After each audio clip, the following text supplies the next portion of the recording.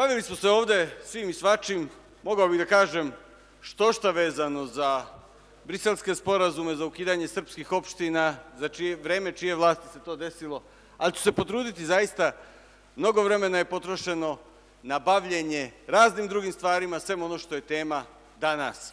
A tema danas jeste sloboda, jeste neposredna demokratija kao osnova i kao najviša demokratija ako može da postoji, a to jeste sloboda da građani odlučuju o svojim životima, sloboda da građani upravljaju svojim novcem. Morate da znate da ni u jednom drugom gradu novac od poreza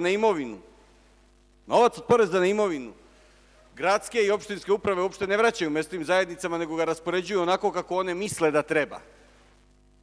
Mi ne da novac koji se ubere od poreza na imovinu svakoj mesnoj zajednici vraćamo toj mesnoj zajednici na čijoj teritoriji ubran, već idemo korak dalje.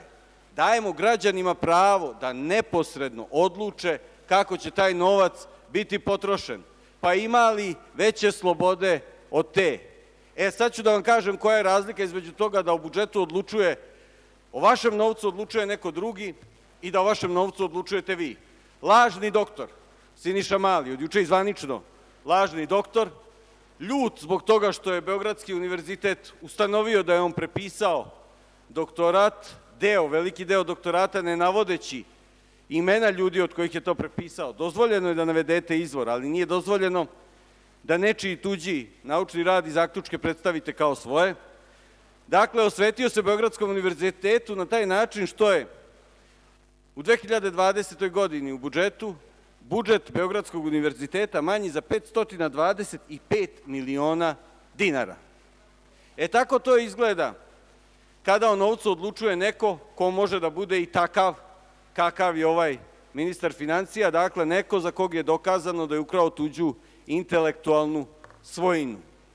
Dakle, da se mi vratimo ovome što je naša tema, a tema ove priče nije samo novac i nije samo šljunak i asfalt, tema jeste sloboda.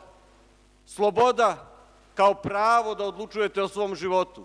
I to pravo i tu slobodu imaju samo građani našeg grada. I ova odluka, drage dame i gospodo, zapamtite, ma kako mi zvali ovo direktno, neposredno odlučivanje ili referendumi, jeste seme slobode iz kog će nići sloboda nad ovom okupiranom zemljom. Hvala vam.